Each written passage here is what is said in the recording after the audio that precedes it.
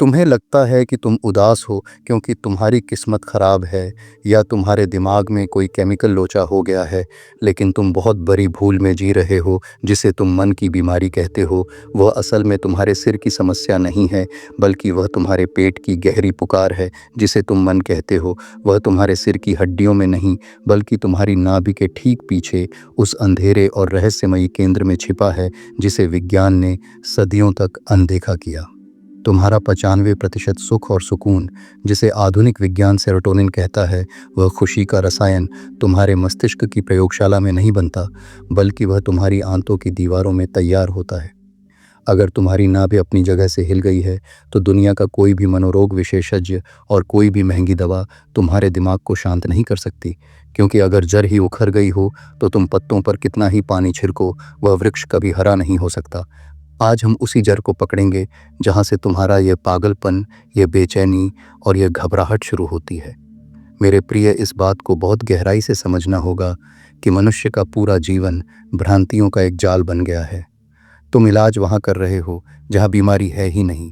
तुम उस घर की सफाई कर रहे हो जिसमें कोई रहता ही नहीं है, और जहाँ असली मालिक रहता है वह घर कचरे और सड़न से भरा पड़ी है। आधुनिक मनुष्य की सबसे बड़ी विडंबना यही है कि वह सिर के बल खड़ा है। तुम शीर्ष शासन कर रहे हो, भले ही तुम्हारे पैर जमीन पर हों, लेकिन तुम्हारा पूरा अस्तित्व तुम्हारे सिर में सिमट गया है। तुम सोचते हो, तुम तर्क करते हो, और तुम्हें लगता है कि तुम ही वह विचार हो। लेकिन विज्ञान, वह गहरा सत्य जो तुम्हारे भीतर घट रहा है, वह कुछ और ही इशारा कर रहा है। याद करो उस क्षण को जब तुम किसी खतरे में पड़े थे। शायद तुम सड़क पार कर रहे थे और अचानक एक तेज रफ्तार गाड़ी तुम्हारे करीब आ गई। उस क्षण क्या तुम्हारे सिर ने कुछ सोचा था?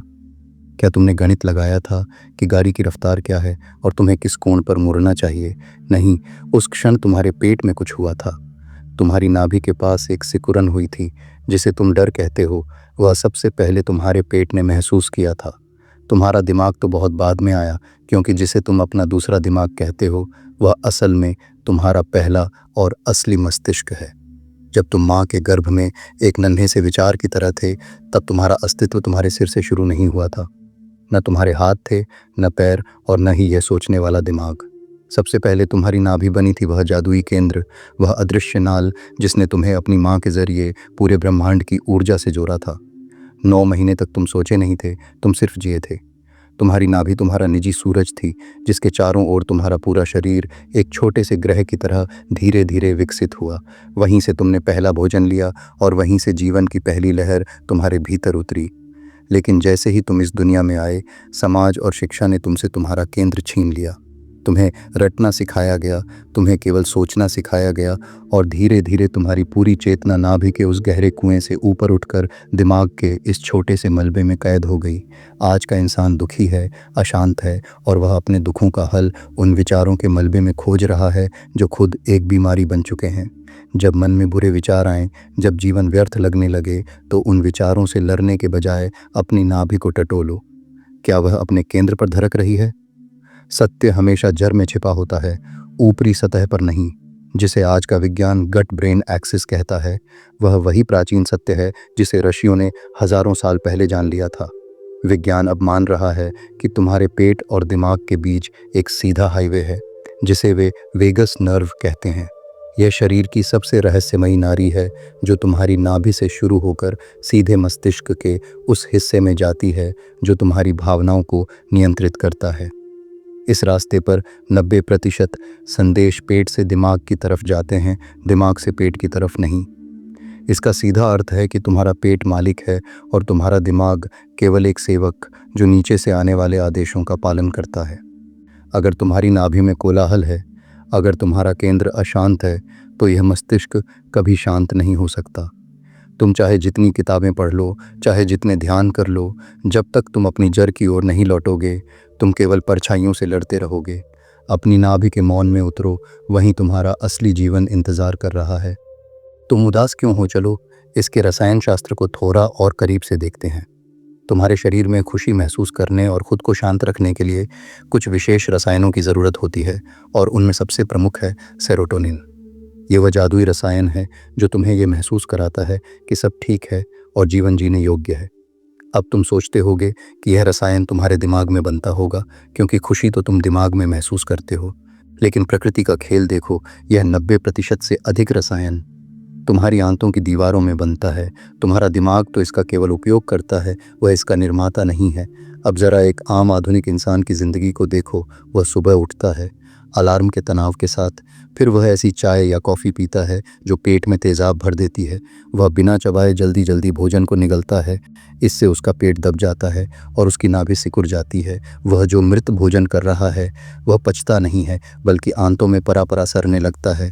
और आयुर्वेद कहता है कि जब भोजन पेट में सरता है तो वह विष बनाता है, जिसे आम कहा गया है। अब जब तुम्हारी मुख्य फैक्ट्री में ही कचरा भरा है तो वहाँ खुशी का रसायन कैसे बनेगा? वहाँ सेरोटोनिन की जगह विषैली गैसें बनती हैं, और वे गैसें उस वेगस नर्व के हाईवे से सीधे तुम्हारे दिमाग पर हमला करती हैं। फिर तुम्हें लगता है कि आज तुम्हारा मूड खराब है, पर सच तो यह है कि तुम्हारा मूड नहीं, तुम्हारा पेट खराब है। तुम्हें लगता है कि तुम्हें बहुत गुस्सा आ रहा है, पर वह गुस्सा तुम्हारा स्वभाव नहीं, बल्कि तुम्हारे पेट की वह गर्मी है जो भाप बनकर तुम्हारे सिर तक पहुंच गई है, जिसे तुम एंग्जाइटी या घबराहट कहते हो।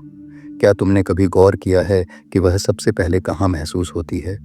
जब भी तुम्हें डर लगता है, सबसे पहले पेट में एक अजीब सी हलचल होती है, जिसे अंग्रेजी में बटरफ्लाइज इन द स्टमक कहते हैं। यह शरीर की अपनी भाषा है जो कह रही है कि तुम्हारा केंद्र हिल गया है।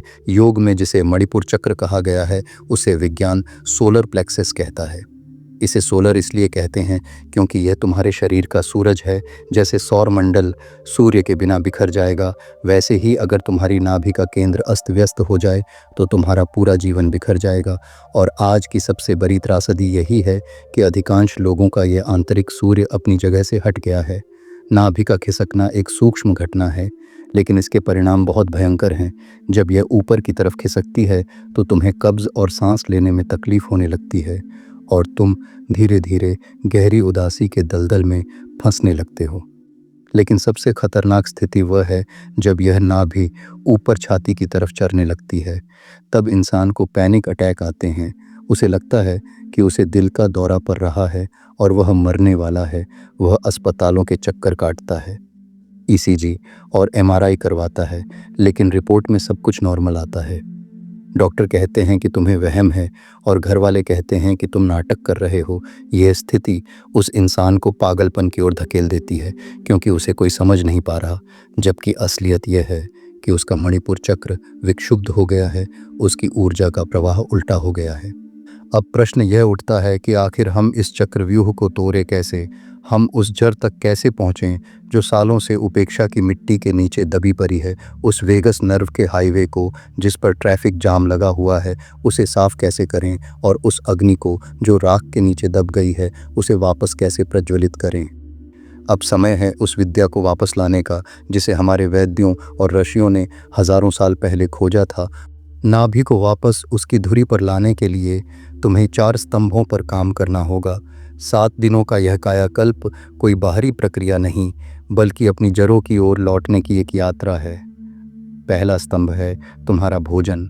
खुद से पूछो कि तुम क्या ग्रहण कर रहे हो, वह भोजन है या केवल बेजान पदार्थ? जिस भोजन में प्राण नहीं, वह तुम्हें प्राण कैसे दे सकता है? उस जीवंत भोजन की ओर लौटो जिसने अभी अभी सूरज की धूप पी है, जो सीधा प्रकृति की गोद से आया है। खाते समय हर निवाले को कम से कम 32 बार चबाओ। जब भोजन तुम्हारे मुंह में ही तरल बन जाता है तो वह अमृत बन जाता है। बिना चबाया हुआ भोजन पेट पर एक बोझ है जो सरकर तुम्हारे भीतर उदासी और भारीपन पैदा करता है। याद रहे, जैसा अन्न वैसा मन। दूसरा स्तंभ है तुम्हारी श्वास। रात को सोते समय और सुबह उठते ही बस 10 मिनट के लिए अपनी पीठ के बल लेट जाओ। अपने दोनों हाथ अपनी नाभि पर रखो और अपनी सांसों के आवागमन को महसूस करो। जब सांस भीतर आए तो पेट को एक गुब्बारे की तरह ऊपर उठने दो। जब सांस बाहर जाए तो पेट को गहराई में गिरने दो। यह तुम्हारी वेगस नर्व के साथ एक सीधा संवाद है। यह तुम्हारे पूरे नर्वस सिस्टम को संकेत देता है कि अब सब ठीक है और शरीर की आंतरिक मरम्मत शुरू की जा सकती है। तीसरा स्तंभ है अट्टाहास। एक ऐसी हंसी जो गले से नहीं, बल्कि तुम्हारे अस्तित्व के केंद्र यानी पेट से फूटती हो। असली हंसी वह है जिसमें तुम्हारी नाभि नाचने लगे, यह तुम्हारी आंतों की एक आंतरिक जॉगिंग है जो बरसों से जमा मानसिक और शारीरिक गांठों को ढीला कर देती है। यह हंसी तुम्हारे भीतर दबी हुई ऊर्जा को मुक्त करने का सबसे सरल द्वार है।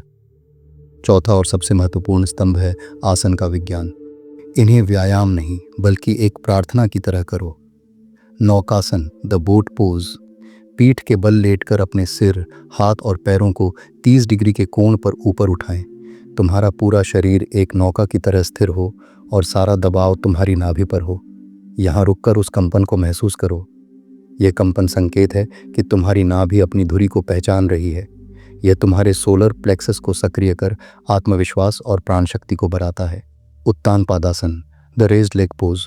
सीधा लेटकर अपने दोनों पैरों को धीरे धीरे ज़मीन से 45 डिग्री ऊपर उठाएं। अपनी हथेलियों को ज़मीन पर सटाकर रखें। अपनी नाभि के उस केंद्र पर ध्यान लगाएं जहां जीवन की धड़कन होनी चाहिए। यह आसन तुम्हारी नाभि की डिस्प्लेसमेंट या धरण को ठीक करने का सबसे अचूक उपाय है। यह तुम्हारी आंतों को रीअलाइन करता है और ऊर्जा के भटकाव को रोकता है। 7 दिनों तक इन 4 स्तंभों को थामे रखो।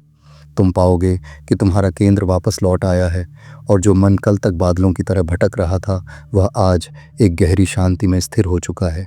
अगला कदम, दीपक लोटा और प्राचीन भौतिक विज्ञान। अक्सर यह सवाल उठता है कि क्या कोई ऐसी विधि है जिससे तुरंत जाना जा सके कि हमारी ऊर्जा का केंद्र स्थिर है या नहीं। इसके लिए उस प्राचीन वैज्ञानिक पद्धति को समझना होगा जिसे पूर्वजों ने पीढ़ियों से संजो कर रखा है। जिसे लोग दीपक लोटा तकनीक कहते हैं, वह कोई अंधविश्वास नहीं बल्कि शुद्ध वैक्यूम प्रेशर यानी निर्वात दबाव का विज्ञान है। जब नाभि पर एक जलता हुआ दीपक रखकर उसे लोटे से ढक दिया जाता है तो वह दीपक लोटे के भीतर की सारी ऑक्सीजन को सोख लेता है और एक शक्तिशाली खिंचाव पैदा करता है। यह खिंचाव उन सूक्ष्म नाड़ियों को जो पेट के गहरे हिस्सों में सिकुड़ गई हैं, उन्हें वापस उनकी मूल स्थिति में खींच लाता है। वह धड़कन जो ऊपर छाती में या नीचे जांघों की तरफ भाग गई थी, वह उस खिंचाव के प्रभाव से वापस अपने सिंहासन यानी नाभि के केंद्र पर लौट आती है।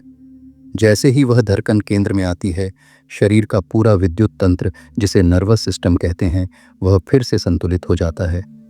उस क्षण जो शांति महसूस होती है वह किसी गहरे ध्यान से कम नहीं है। लेकिन याद रखना, यह केवल शरीर को ठीक करना है, इसे बनाए रखना असली चुनौती है। ऊर्जा को लॉक करना और परम संतुलन नाभि को वापस लाने के बाद उसे वहां स्थिर करना सबसे महत्वपूर्ण है, जिसे योग में बंध लगाना कहा गया है। जब नाभि केंद्र में आ जाए तो तुरंत थोड़ा सा गुड़ और सौंफ का सेवन करना चाहिए ताकि वह ऊर्जा वहां जम जाए। इसके साथ ही मानसिक स्थिति पर भी काम करना अनिवार्य है, क्योंकि डर और चिंता ही वह बल हैं जो नाभि को हिलाते हैं। अपनी नाभि को रोज रात को तेल से सींचना चाहिए। जैसे एक कुम्हार मिट्टी को मुलायम रखता है, वैसे ही नाभि को सरसों या बादाम के तेल से नरम रखना वेगस नर्व को शांत रखने का सबसे सरल तरीका है। जब नाभि शांत होगी तो मन अपने आप शांत हो जाएगा। इस यात्रा का सार यही है कि मनुष्य एक अखंड इकाई है। दिमाग और पेट अलग अलग नहीं है, बल्कि वे एक ही संगीत के 2 सुर हैं। अगर एक भी बेसुरा हुआ तो जीवन का पूरा राग बिगड़ जाएगा। जिस दिन नाभि के साथ तालमेल बैठ गया, उस दिन डिप्रेशन, एंग्जाइटी और डर अस्तित्व को छू भी नहीं पाएंगे। जिसने अपने केंद्र को पा लिया, उसने पूरे ब्रह्मांड को पा लिया। या यदि आप भी अपने केंद्र से भटक गए हैं तो तुरंत नीचे कमेंट में केंद्र लिखें। समय आ गया है अपनी जड़ की ओर लौटने का और उस प्राचीन सत्य को जीने का जो आपके भीतर दबा हुआ है।